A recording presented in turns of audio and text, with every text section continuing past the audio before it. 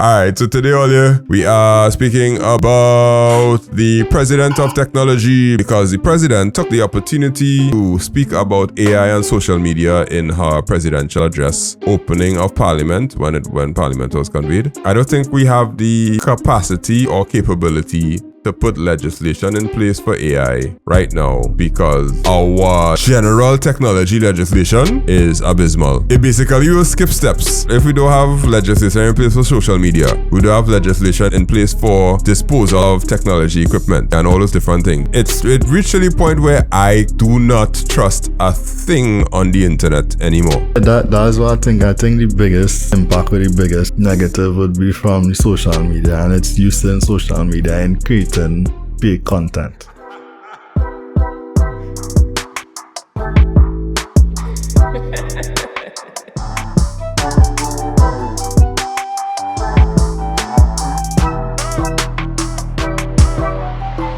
Welcome to the Trinitech Cast. This is episode 115.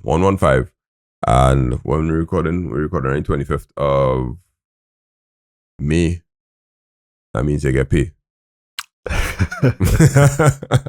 Sometimes we can't remember. But I ain't making no promises that the pay is still there. Oh, wow. When your money done by the 25th of the month, that's a sign that either you're in debt or you're doing something very, very, very ambitious with your life. One of the two. Yeah, it's one of the two. It still has some level, but I understand. I have the automatic payment thing unlocked with online banking. Yeah. So I just know don't do anything until after the 2nd, because the 2nd is when the last payment does go out. Mm-hmm. And whatever left there after the 2nd, we go make it work. Yeah, but it's not horrible because once you budget it out and you know exactly how much money coming out, I kind of get a gauge of okay, this is what I have extra. Yeah, and I mean just now, you'll be one of the people that would allow AI to go and do your grocery shopping, so that all will come out here. I thought about it again this week, and I still on the train. I still convinced because I'll forget to buy something in the grocery when I went last week, and I was like, if that AI was doing the shopping for me, I don't remember to buy that, because I was buying it every single time. But for some reason, my daughter is my AI right now. So when I go in the grocery, my daughter just go with me, and she's remember all of the little things. Right. So you don't create a list before you go? Yeah. We have a list, but my daughter is supposed to be the one to check off the list now. It's kind of be fun for her, and she's get a little reward when she come in the grocery and thing.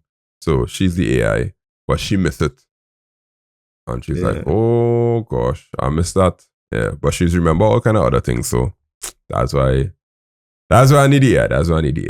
It's our developing story. Digicel has been down wholly.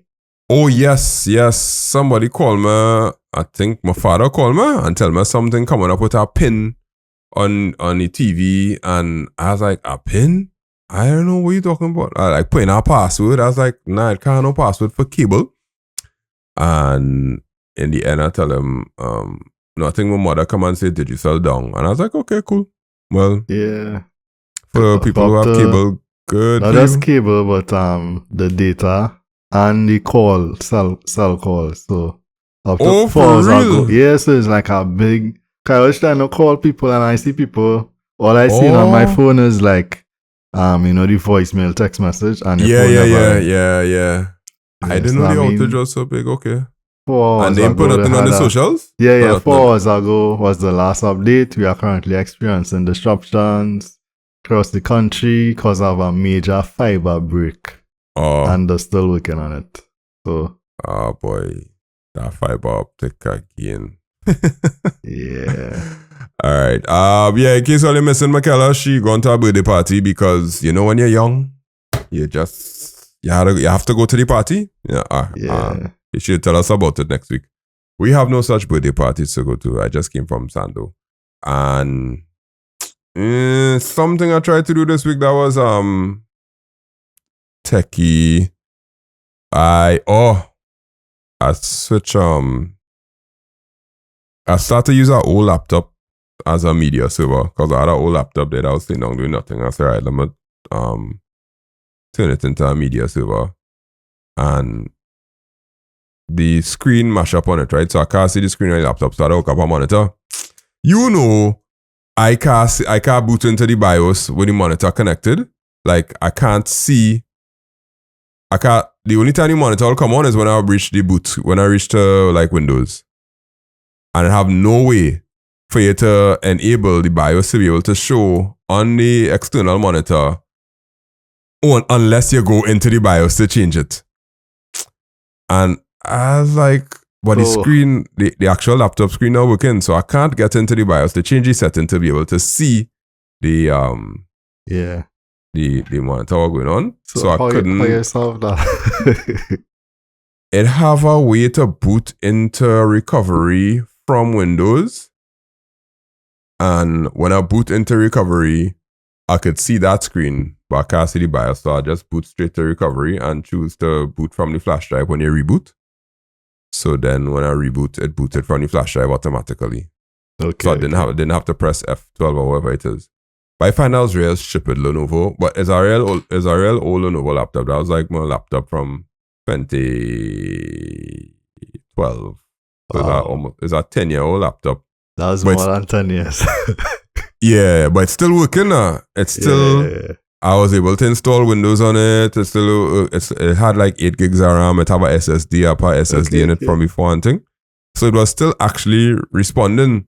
So I was like, okay, you'll be perfect for a media server. And I just couldn't get in. But when I figured out how to do it, I was like, boy, I know technology.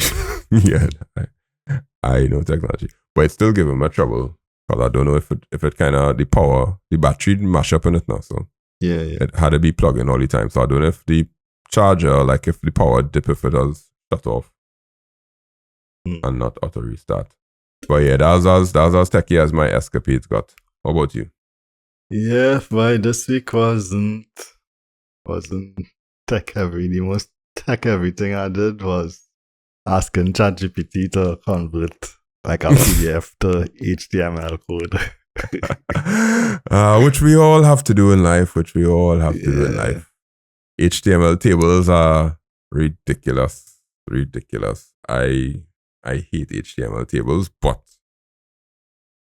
even when I have a WordPress plugin that's do the HTML table for you, it'll still be complicated or unnecessary or whatever it is. But yeah, I understand your pain. I understand. Well, I understand why you needed to. Yeah. Right. So Digicel down. I wonder if that is why it's looking like you don't normally lag like this one, but I don't know. You looking like you lagging. Yeah, I don't know why. Let me check my speed code. I seen you chopping up. Let me check my speed too. But that's only if my computer pick up the Digicel connection, because it could either pick up the flow or the Digicel. Yeah, your audio song and choppy too. I think my internet probably. Oh yeah, my own running off the Digicel right now, not the flow. I don't know why, boy. I only have 85 megabits. When it's normally be like 300. Not even loading. Yeah. But I can't force my computer to pick a connection. It'll just choose the load balance. It'll just pick a connection. I wonder why it didn't pick up flow. Oh, well, then again, it probably was connected to Digicel all the time. I just keep running through there. And there was no reason for it to switch on the load balancer. Anyhow, it working. I hear you for the most part. Mine is 40. Yeah, around 50 something. Jeez, that hurting, man. Yeah, cool. Best use data. Oh, shucks, data not working either. Nope. Alright, so today, all we are speaking about the president of technology, because the president took the opportunity to speak about AI and social media in her presidential address at the opening of Parliament when Parliament was convened this week, and we had to kind of dissect it a little bit, but it really kind of speaks to our situation with respect to technology.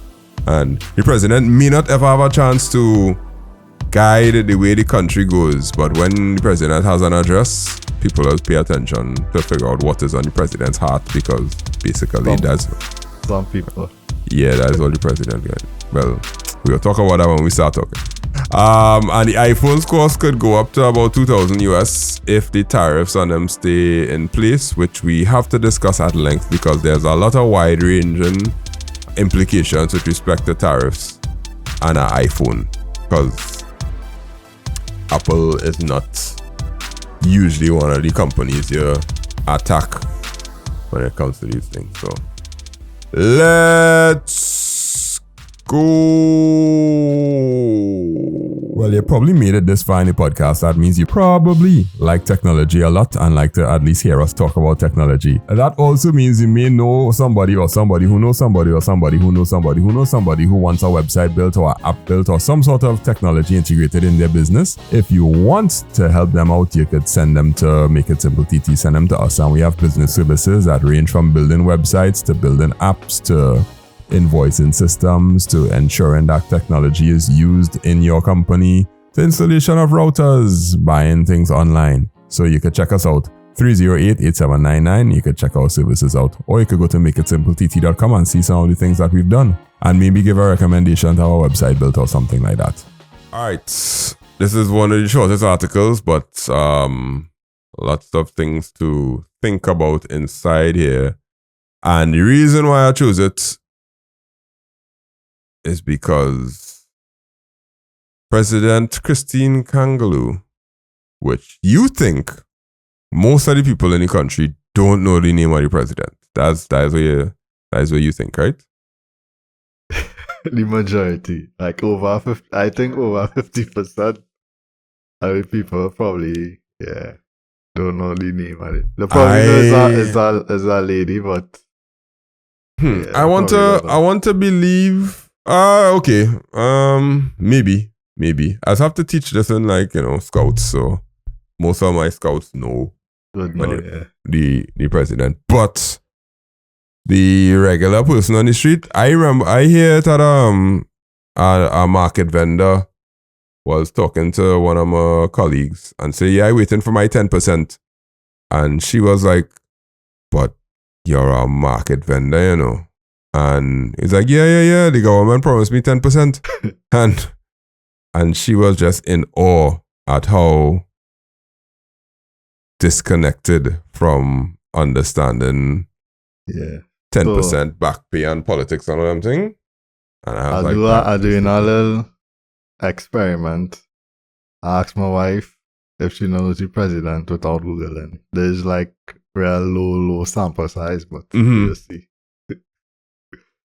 Oh, you ain't get a response yet? Okay, she know. Christine okay. Kangaloo. Okay. Alright. She know the first name too, Christine. Okay. Alright, so President Christine Kangaloo has called on Trinidad and Tobago's 13th Republican Parliament to act swiftly on artificial intelligence legislation, saying it has a rare opportunity to lead the region on proactive technology regulation. Addressing today's ceremonial opening of Parliament, Kangaloo welcomed the new government's decision to establish a Ministry of Public Administration and Artificial Intelligence, but warned this should be followed by laws to prevent future harm. She told MPs that while AI held vast potential without early legislative safeguards, it also risks deepening inequality, displacing workers, and concentrating economic power. President Kangaloo drew the comparison to the country's delayed response to harms from social media, including the non-consensual circulation of intimate images. She said regulation only followed after unspeakable hurt was inflicted mostly on women, and urged Parliament not to repeat this failure with AI. And end quotes. That's it there. Why would she have to say that, or why did she say that? From my point of view, usually the president speaks from experience. Most of the things that presidents tend to push or talk about are generally experiential things.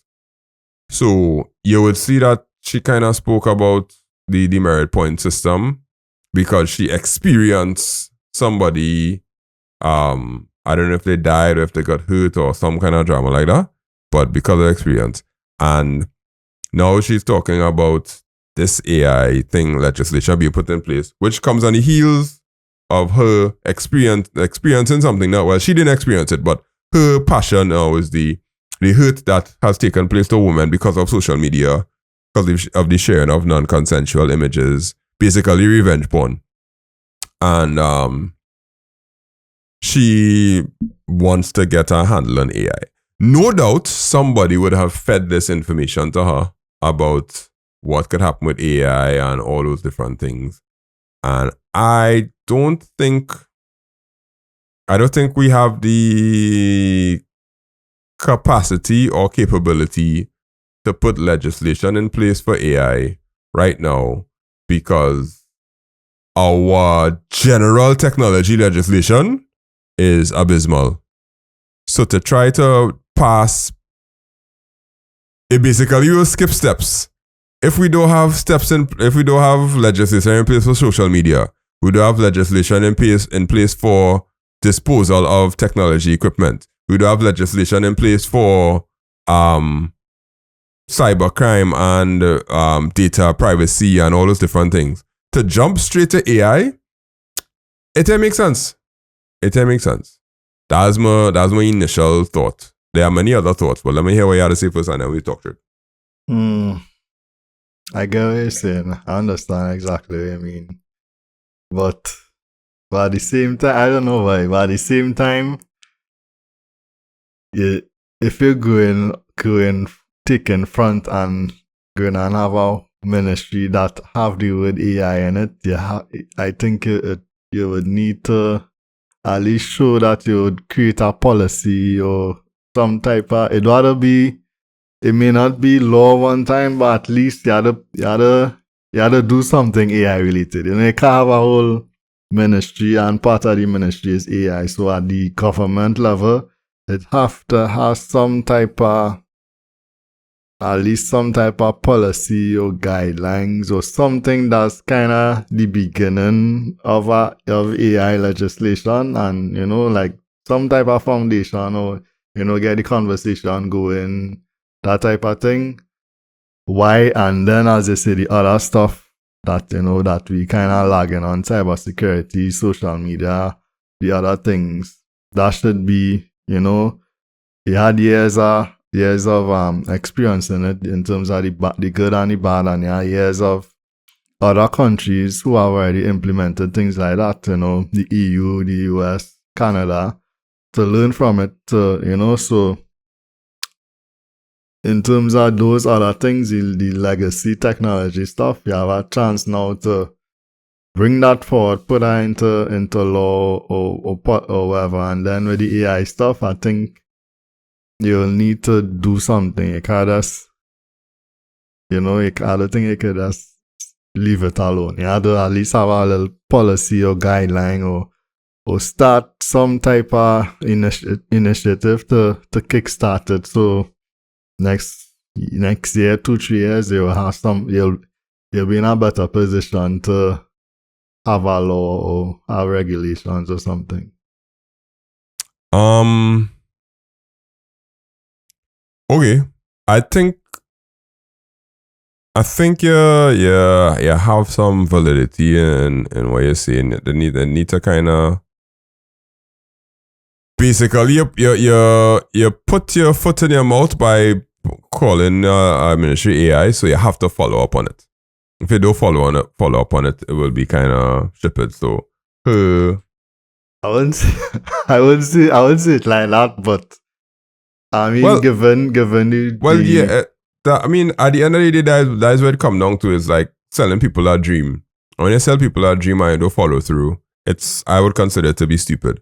You're setting people up and mama guy them. So you can't mama guy them and say that you have a ministry of AI. Well, ministry that has AI and not put AI regulation in place. Okay, I would agree, but I have to run back to my to my other point. The other point I run back to is because AI artificial intelligence and social media, they are intertwined together in ways that we can't even comprehend right now. It reached to the point where I do not trust a thing on the internet anymore. I know watching a video and laughing unless I know it's AI or it's not AI. Or I'm not watching anything that seems outlandish or something that seems like, oh my goodness, this is crazy, because I could get catch, and I doing my very, very best not to get catch. I don't want to get caught with that AI video. However, Google released their the Evo 3, I believe, this week. And geez, it is good. It is ridiculously good. And I do a A/B test with some people in work, and they couldn't tell which video was the AI generated one. They thought that one of the AI generated one real. It might be easy in implementing. It may or may not be, but one real low-hanging fruit in terms of some type of AI regulation or guideline is if you're using, say, on social media with video or images or whatever, you need to declare that they use AI to create your content or whatever. More or less misleading people. But like for companies, at least for companies and that type of thing, you have to say you use AI. But then, how does that apply to us? So we go into now how the AI legislation will actually work, right? And then we'll kind of tack back on the social media legislation that we definitely need. Facebook already requires it to do that. YouTube already requires it to do that. TikTok and Instagram, I'm not too sure if they require it. Yes, in Instagram, they have made it AI. I'm not on TikTok enough to know if TikTok have a badge that you have to put up for made it AI, right? But what legislation can you put in place as a country to put some reins on AI? Where similar to how with revenge porn, right? You could probably use AI to superimpose your body, head on somebody, in that setting. Well, I guess it will go hand in hand with the revenge porn legislation or whatever, digitally altering images. So before, it used to be releasing bona fide stuff or somebody that you actually record or they record and it get leaked. But now, you could create something that looking like somebody, like a sexually explicit video picture that looking like somebody and post it online, and it could do all the damage. People would think is really this person, but it's AI. Okay, so what the legislation going to be though? What is going to actually written on the bill? Just to include. But the platforms already requiring that. No, I mean in terms of being a crime. Like right now. Okay. The they call it the revenge porn is actually me releasing porn, bona fide, sexual, explicit things of you. But with AI now, it could be fake. But it will still do the same type of damage to the person's reputation, because people might know. So it's kind of. Alright, that's one example, which is sort of, that's more judicial kind of court kind of thing. What else can a country do to manage the use of AI in different spheres of life? So, in the article, she mentioned things about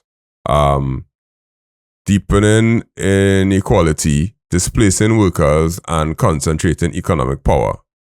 Obviously, somebody write that in for. But displacement of jobs. Can the country be the leader in saying, okay, if you're implementing AI in your thing, you must have at least 75% of your workforce still there and 25% AI or some kind of thing like that? Is that what she kind of hinting at? Economic inequality, displacing jobs, and what's the last word? and concentrating economic power. We ain't ready for that? Yeah, we know we're near ready for that. Kind of jump the gun on that one. So technically, the AI legislation is social media legislation. Yeah, I looking at stuff that other countries actually implement, and a lot of the repeating stuff is, you need to say that you're using AI for like watermark it, you use AI and stuff like that. Other things is governing facial recognition and some bias when using automated tools, and so it don't really have any regulation that she talking about in terms of no, I don't economy. think unless it's did you check Estonia? Sorry. Yeah. Brazil has ethical principles in AI preventing discriminatory outcomes, so it don't really have it look like it has solid yeah. Alright, so the request that she is making more than likely is for use of AI on social media, which already exists. But yeah, it exists with the companies, but like alright, let's say some of the local companies don't always say it's AI generated. I don't think so. The only place I see AI generated stuff is on the mobile website. Right. On the social media, don't have any? I wouldn't know because I don't follow them. But no, maybe okay. Let me bring it down to like me. Okay, let me say I decide to do an ad for classes. Yeah. And I create a AI video doing with something for the ad for classes. What they could do me if I take that video and I post it on TikTok or Instagram. If they put legislation in place, they'll be like, okay, all companies that don't put the AI banner on their thing and they post it, you could be fined $50,000, some kind of thing like that, right? That's what legislation works like, some summary fine or some kind of thing. Why would that even be necessary? The actual AI laws that we need is for companies in their private use, in their back-end use. It's kind of like laws to tell you how to declare money, how to pay taxes, them kind of thing. That is what we really need. But I don't think you can't. You'll be overreaching. You can't tell a private company how to use. Like if you're using it in a way that violating some other law, like you discriminate using it and it right, bias, so it discriminating, yeah. Yeah, well, it's not overreaching because private companies are subject to a lot of laws with respect to labor laws and human resources and payments and types of contracts and all that kind of thing. It have real plenty laws that are put in place and standing. So technology laws is just the next thing that we had to put in place. For example, TSTT need to be held accountable for the breach of their data, and the government supposed to hold you accountable for that because that's the government job, whereas all private companies can just do whatever they want. Well, let's say Verizon and AT&T and thing, when they are data breaches, what does happen to them? They have to declare it within 48 hours. Or else what? They're gonna get fined from the FCC. Right, so, apart from either declare it and then it has no other consequence other than no other financial or no, it's not a financial consequence, but by declaring it, they have to let the customers be sensitized and they could lose business. So the government, the FCC basically tells them, oh, the reason you didn't want to declare it is because you wanted to keep the business to make everything look like it's okay. But no, That's not right. So we're going to make you all declare it. And if it is found that you didn't declare it within 48 hours, you are going to be fined heftily because data privacy matters to them. We don't have that. So if you stretch it to AI now and you say, okay, you want to be the forerunner in terms of AI legislation and whatnot. Most of the countries are thinking about AI legislation. They are trying to consider how much percentage of the workforce can you fire in place of AI, and how you're gonna get a company to have the enough incentive or tell them, nah, you're breaking this law by sending home people illegitimately or all kind of things. But it's a very, very gray area because you can't tell a company who to hire and who not to hire. So all this talk about AI law is difficult. I don't think any country at that point as yet where they... No, yeah. So how, if no country in at that point as yet, how we gonna get it?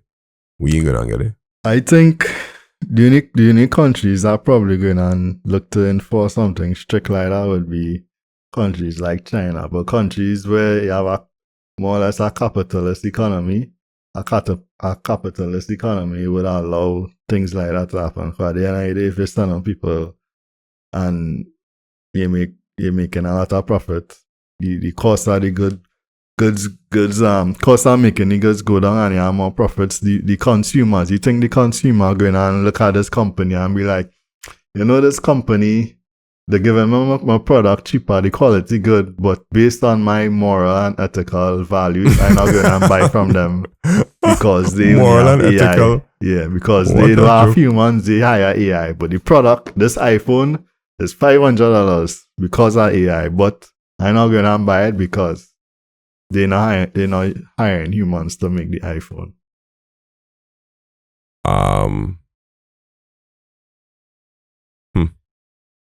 I do see it. I really, honestly, I'm not sure what the Ministry of, well, if it was the Ministry of AI, then fully, but then we don't have a problem. But the Ministry of Public Administration and Artificial Intelligence is basically Ministry of Public Administration. Yeah, I think they'll start small though. Like on the mobile page, I seen on the Facebook, I seen an AI generated picture. The same image down the website on the Facebook. Yeah. It really is nothing that you could tell people because it's not a menace to society. But that's not what I want to say. The potential of it being a menace to society is not proven yet. So social media. That's what I think. I think the biggest impact or the biggest negative would be from the social media and its use in social media in creating fake content. Mm-hmm. Fake damaging content, not just on the sexual explicit side, but it could create this person saying this, they could saying this racist thing or doing something that's so outrageous, and then you reach a point where you can't tell. But gonna make a lot of money. Probably our tools like this already, but our tool that could like 100% or 99% detect if something is AI, and that's be like, yeah, there's AI. That's not AI. Yeah, I don't know how easy it is to do it, but yeah, I understand what you're saying. Really and truly, this boils down to what I thought, which was social media, and we don't have any laws in place for. Okay, we have defamation laws. We know we have that for sure. So if you defame somebody's character, you can get what is called a sue for libel, right? And if you're able to get a lawyer who is able to accept the amount of money that you're willing to pay, aka it's real expensive to get a lawyer to take a case for defamation of character. Even though some people else get through with it, they just pour out a good bit of money to get them lawyers to fight that case because you have to get the social media posts, you have to prove that it caused you emotional damage or cost your business or all them kind of things, that's real work. Most people don't have that facility. And that's why people could go on social media and say what they want. Now, in more developed countries, you could go on social media and say what you want. However, the ability to get justice for what was said is a lot faster because they have digital expression laws. Just now, there is a particular word for it. Let me see if I can find it. Some developed countries, like there are some countries that the free speech, you could get arrested for stuff you say on social media. Not just sued, but arrested. So, well, I do not a quick check. So China has the most stringent controls.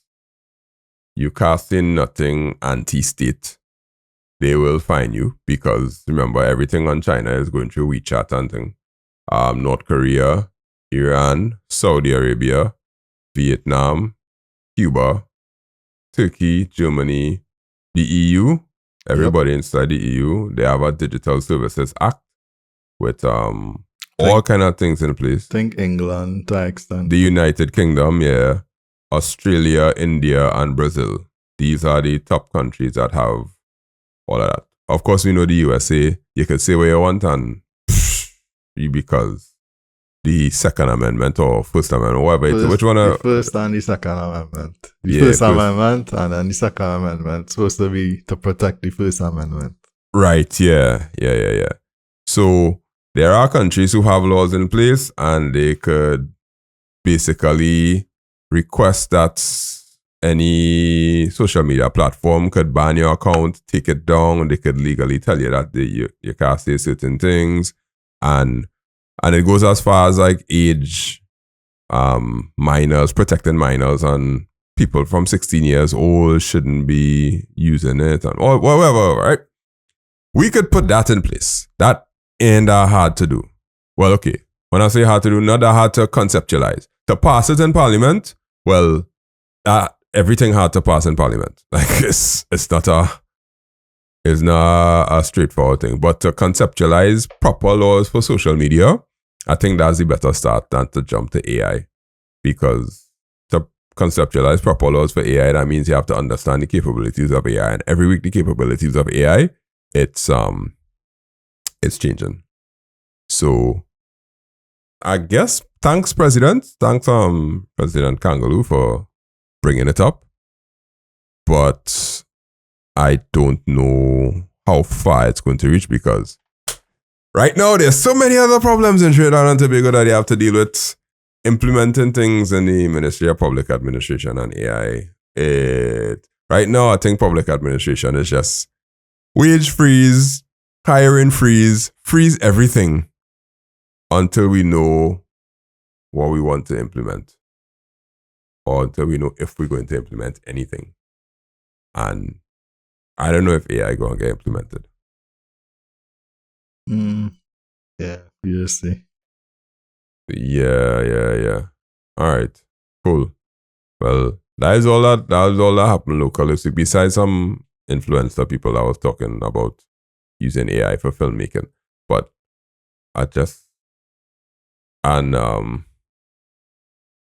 I see an article with Darren, some cyber safety tea, said that they believe we need an urgent call for AI. I'll put that in the link for the show notes too. But Darren was kind of pointing out that there's a lot of gaps in the Computer Misuse Act that was updated in, guess when? 2011. So the last thing that we have about the misuse of technology is from 2011. So I don't think he was kind of asking for legislation on artificial intelligence. He was more like, yes, include it, amongst all of the other things that don't are not stated in the Act from 2011. Yeah. It says, I'm gonna share this. You see another? That's now. Yeah. I feel we could call back Darren on the show. Yeah. He said he contended that if properly resourced, the Ministry of Public Administration and Artificial Intelligence has the potential to position Trinidad and Tobago as a regional leader in ethical tech governance. However, there is stress that success hinges on inter-ministerial cooperation and legislative reform. It pointed to significant legislative gaps, noting that the Computer Misuse Act, Chapter 1117, last updated in 2011, is no longer fit for purpose. While it remains useful for protecting basic cyber offenses, it's silent on critical modern issues such as ransomware, phishing, digital privacy rights, and AI misuse. So, let me start to just ransomware and phishing now. Let's start there. It's kind of like what I was saying before. You do all the other stuff, but you could do more than one thing at the same. You could do all the other stuff, but still try and lay the foundation for AI somewhere. So you could incorporate it, like with the misuse stuff. It's a lot of ways to misuse, but incorporate AI in it too, like any other areas. So you don't necessarily have to have a specific AI legislation, but incorporate it into the other big stuff like the phishing, the ransomware. Yeah, but it'll mostly be any misuse stuff. This thing was done in 2011, and 2 governments passed through and didn't update this thing. Yeah. And now one of the governments back. Why can't it be updated? Or why wasn't it updated? It wasn't a priority? Yeah, it wasn't a priority. But I mean, I don't think they could ignore it now, given how much it will change. Don't think they could ignore it? Watch them just like, hold my beer. Hold my beer. You will see. Even if the other government did win, I think they would have to. They're too big to ignore. Even if it's not, don't do stuff with AI, they have to do something how to get updated technology-wise. And the fact that Darren highlighted, hopefully it could get some more exposure, because 11 years now being updated computer. 14 years. Yeah. From 2011. 14 years. Yeah. I'm madness. Yeah. Okay. All right. We'll see how that goes as time passes by. If they do update it, well, we hope that we get. And they talk about iPhones to you iPhone owners. I'm a proud iPhone owner. That I don't. Okay, I just lying. Okay. Right now you're listening to Trini Techcast, and more than likely you know that I love technology a lot. But more so, I love teaching technology. I'm a CSEC IT and Cape Computer Science and IT teacher, and I have classes that are available. So if you know any student that's looking for quality Cape Computer Science or CSEC IT classes, you can check us out 308-8799 on WhatsApp or makeitsimplett.com/register. You can get classes, notes, recordings, IA, SBA help, everything that you could think of that will get you that one in CSEC IT. So you can check us out.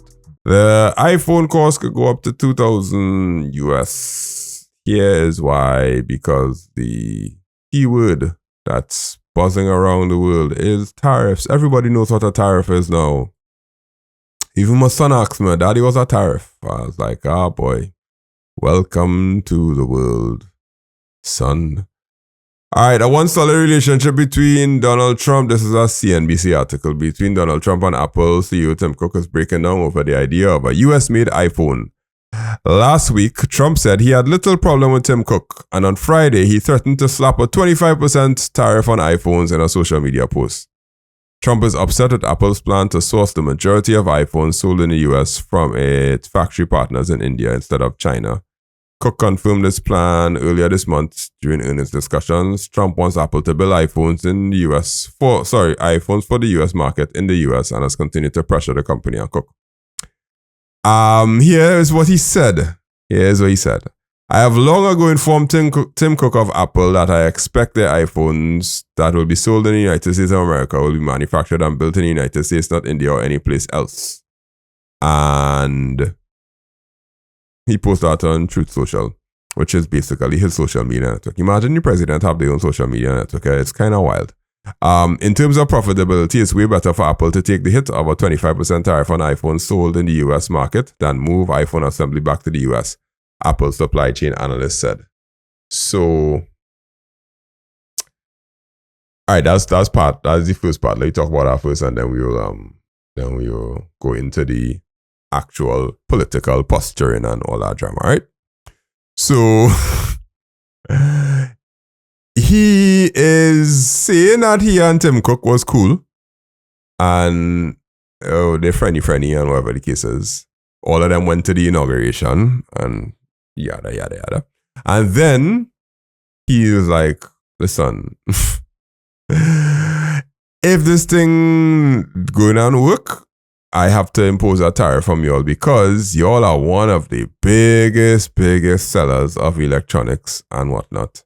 So you would probably be a nice target for me to get. And if I could get y'all to do it, then everybody else will have to follow. So to put that 25% tariff on the iPhone would make it 25% more expensive. And the base model of an iPhone is 800, 700, 699? Yeah, about 800.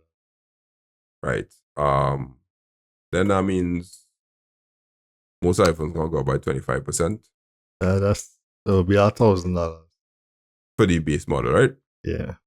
And then the Pro Max, whatever, which is like about $1,300 to $1,400, would reach almost 2,000. The Pro Max is not like 1,100 or something like that. I don't know. It had a 512 one, it had a 1 terabyte one, I believe.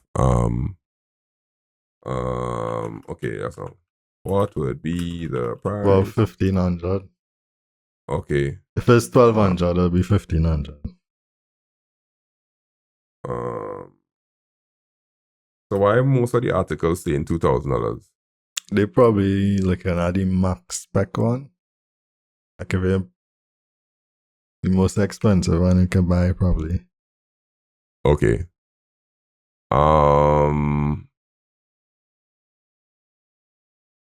Yeah, all right. So $1,250. Let's say $1,500. Yeah. So let go up. That is not going to stop people from buying iPhones. Because people who buy iPhones just buy the iPhones through the carrier and update it and then just pay monthly and it'll be tied to the bill. So yeah, in the US, the ones in the US. Yeah, in the US. So my first thought is that ain't changing nothing. The people that want an iPhone will still get an iPhone and they're going to pay the extra $10 a month on the bill because they pay in their phone bill every single time. People like us, however, who is buy iPhones like cost price, and we don't have any big trading program. I know there's a company called iSupply, I think have a trading program, but people like us now are the ones that are going to see that that drama. And since the podcast is pertaining to the Caribbean and Trinidad and Tobago, would people pay the price now if the price of the iPhone goes up to $9,000 instead of $7,000? I don't know, maybe. Don't mind. But I know, to go back a little bit, I think all of this, I'm not sure if a year from now we're going to have iPhones that 25% more expensive.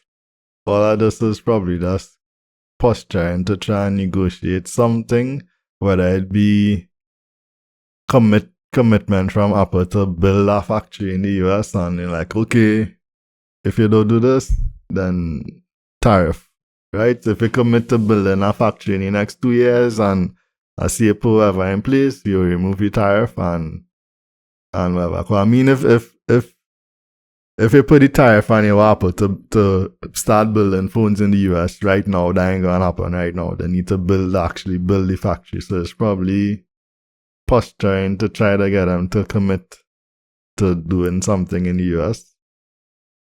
Because I'm not sure if they have factories in the US. No, they don't. Yeah. They don't even have assembly in the US. Like, it just have nothing. They just ship the phones in boxes. Yeah. Like, with a big plane. Yeah, so there was some type of commitment. But I remember watching a interview with Tim Cook, and he said that the real problem is not really labor, Labor costs, they could fight through the labor costs depending on the labor. He says the tooling is the problem. The tools that they have in these other countries are way more sophisticated than the tools that they have in the States. And to implement these tools requires you to have a relationship with another company that could provide the tools. The problem is there is no tooling company in the US that is able to provide those things to Apple because their economy or their system is just not, the US system is not built that way to build those tools. Like, the countries that they go in, that they're using are mass factory manufacturing companies that don't just do iPhones. They do all sorts of other electronics and all kind of different places. So they have an ecosystem of companies that has make the super magnifying glass welders, that make the conveyor belts for circuit boards, that make the robots that do the chip installations, that do the ones that make the screens and all those different things. So the ecosystem in those other countries just built for mass manufacturing. The ecosystem in the US not built for mass manufacturing. So if Apple were to bring the factory across, it would be cool. But then they would have to now convince 5 other companies to come into the US and provide the tools for them that they provide in China or provide in India. And those 5 other companies ain't gonna see it viable, because if they come and let's say they have 5 clients in China, one is Apple, one is Xiaomi, one is Huawei, one is OnePlus, and one is whatever other company, right? Whatever Android company. When they come to the US and they're like, yeah, the only client you have here is Apple, they'll be like, well, that don't make sense for us because we basically going on upend our business to come just to make the iPhones here. We ain't gonna make as much money. It ain't gonna make sense. So that was his argument. And I think that was going to be the biggest argument for Apple. Human resources, not their problem. They're willing to pay the US people. But in order to get the sophisticated things that they need a company. They need companies to be able to provide those sophisticated tools and support them in the system that they're in. So let me tell you what Trump argument might be. It might be the iPhone is the phone that is selling most in the US, probably, right? In terms of revenue and things. Yeah. But it's in terms of revenue, yeah. But it's 55% of the market, and the next 45 is Android. Yeah. The argument might be in terms of maybe national security, but in terms of dependence and risk, that from that angle, in the sense that you're 100% dependent on a country that kind of hostile towards us to make one of the most popular phones in the selling in the US. So from that standpoint, it's like, yeah, you're dependent 100% on China for this product that almost everybody have. So that might be the angle. I think that, like you say, I'm say that a lot with other stuff. So that might be part of the angle, apart from bringing manufacturing back, the dependence on China. But like Apple stopped making in China to make the government feel good. That was under Biden and them. And then they started to manufacture in India. Is India a national security risk too? They don't do anything in China at all anymore? The stuff that they're bringing into the States coming in from India, as far as I know. And not 100%. The ones that they do in China probably go to the international markets, I guess. Yeah. I can't say for sure. But I don't. In the most recent quarter, Apple led at 60. Okay, so 61% of the phones in the US are iPhones. That's real plenty. That's a lot. Yeah. That's real plenty. And well, okay, a lot of them are refurbished phones, or a lot of them are on contract, or whatever the case is. So they wouldn't. I don't know if it will really be a big problem, you know. Aside from the fact that the money that they're going to spend is going to be to thing.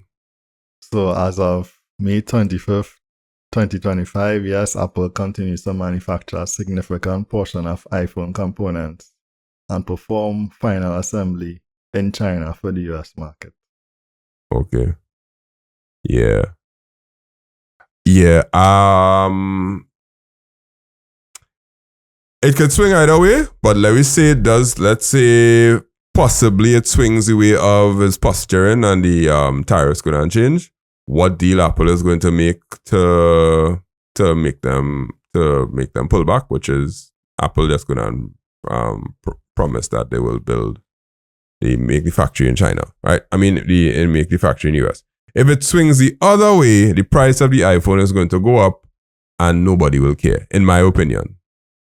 Yeah, what was the analyst in this article say Apple might absorb the cost, but if you're going based on how the posturing for the past 3 months went to China, yeah, when China say now we're doing this, like 50% and 100%. So if Tim Cook say, yeah, well, with that 25%, it could go up to 50%, and then he might be forced, quote unquote, forced to come to the table. But I don't think he'll reach to that point. I think he would, to maintain a good relationship with the government and the president, I think he would probably go to the table, make a call, and I'm sure it's probably happening already in terms of negotiating. Yeah, probably. It's not it's not a problem for the US. They're making it to be a big thing, but I don't think it's a problem because on either side of it, you can kind of see where there is an easy way out, and that easy way out not really gonna bother much people. Is us folks in other countries will get Yeah, like when you first set a tariffs at Apple, get a little spike in sales, you know, because people was afraid. Because people trying to get a yeah, but it didn't really have an impact. Yeah. I need to buy. I still have this iPhone 12. Yeah, but then the market for refurbished iPhones will just get better. Because people will just be like, okay, I don't need to buy the newest one that's real expensive. I'll just buy the older one. And they can't raise the price on the refurbished ones because those already manufactured and already came across. So it'll be considered unethical. And if anybody will get allowed up for that, Apple will get allowed up for that. Yeah. They'll be like, what? The 17, we understand that the 17 is a lot of money, but why is the 16 more money now? Why is it 15 more money? And then they'll be like, kid, let me tell you about business. Yeah. Let me let you understand. But okay, the last part about this before we finish off is, yeah, if Apple get Target, what other American company that is global that sells a lot of stuff will be targeted? They can't target Samsung because Samsung manufacturing in Korea. You could target Google a little bit because Google will sell pixels, but Google not selling anywhere close to enough amount of pixels for them to care. So Samsung safe. But is there another technology company that could be forced to manufacture in the US? I mean, most of them do It's not like big retail companies that have like a physical product that is bringing a lot of money. Yeah, What? Tesla, but Tesla assembled in the US.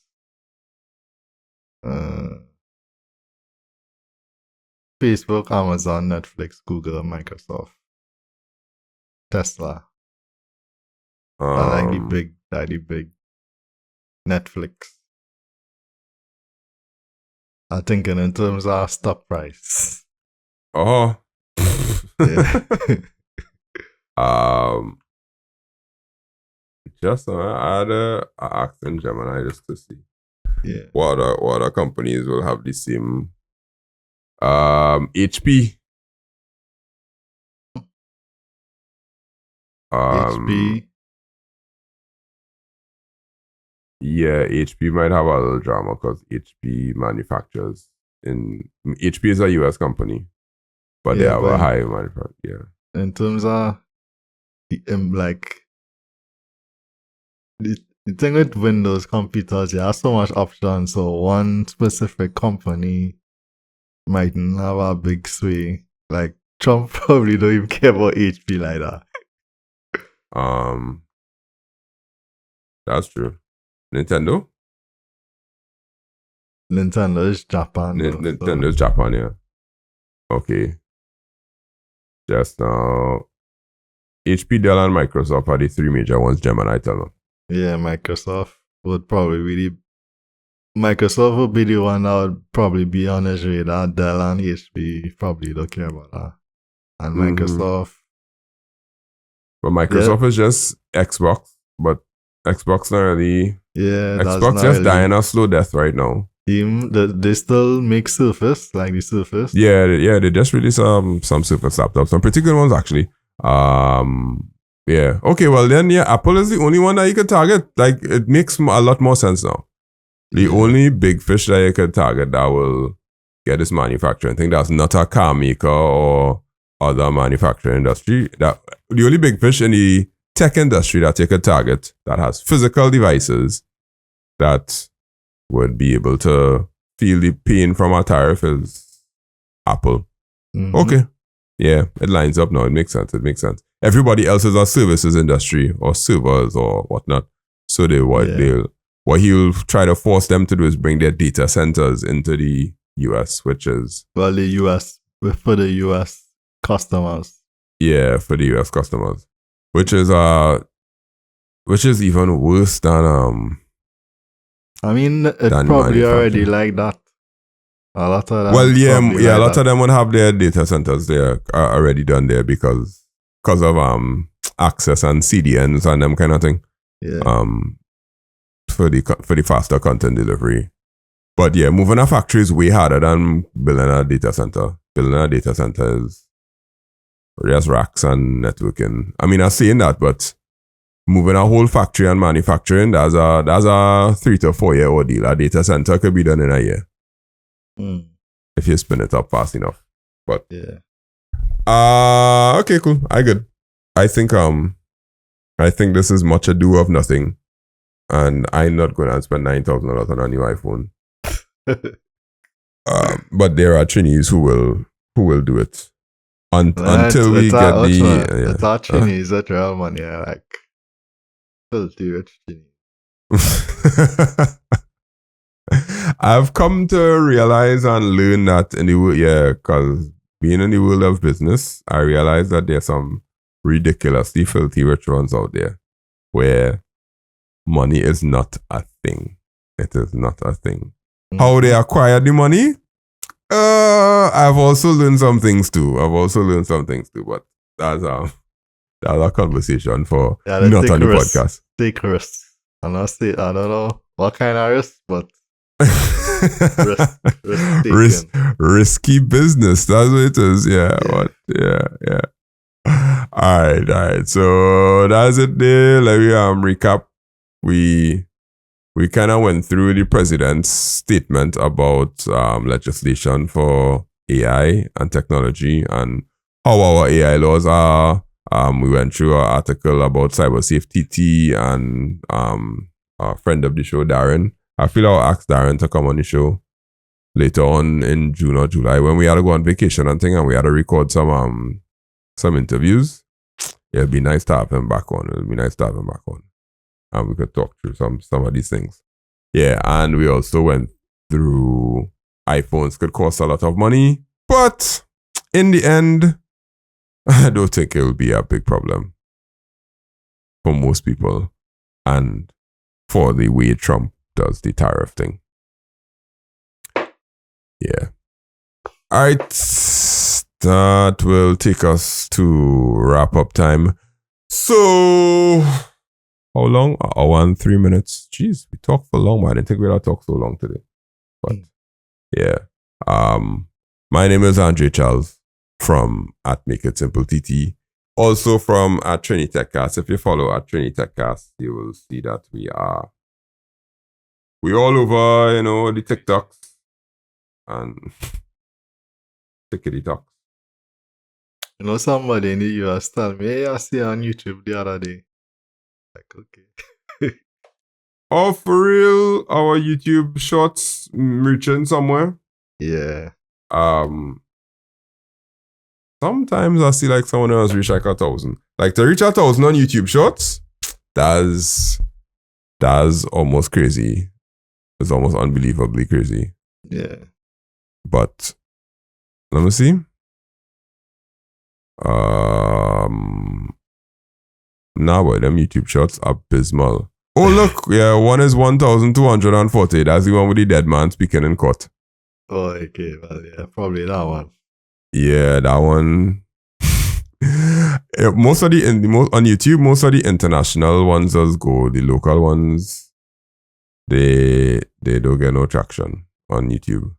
But anytime we talk about something international, yeah, you see it reach up into the 500s and sometimes it's 1,000, which is understandable based on the audience of YouTube, generally speaking. Yeah. But we're still on 18 followers. 19 subscribers, boy. Just now we'll hit 20 subscribers. Don't play with me, Don't play. When we hit that 20th subscriber, we'll have a party on YouTube. Yeah. But yeah, TikTok reach up to like 500, but each of the videos will get like, 500 to 700. Okay. And then you'll have an outlier that does get to 10K, 15K, and that's the nature of TikTok too. But all right, cool. So we gone there earlier. You had to say outro. Yeah. I forget that. Yeah, from TriniTechCast. Yeah, something like that. One, I think enough people seeing right now that we could start to be like, anybody want to sponsor the podcast? Yeah, let me know. Yeah. this shameless plug. Yeah. If you wanna sponsor the podcast, you could message us. You know how if you're listening to the podcast and you reach to this point, you obviously know how to message us. So yeah, we might have one in soon. Might. Look at you selling dreams. All right, let me go. I go on. I'm not even entertaining this talk. Later, we'll see you all next week. Bye.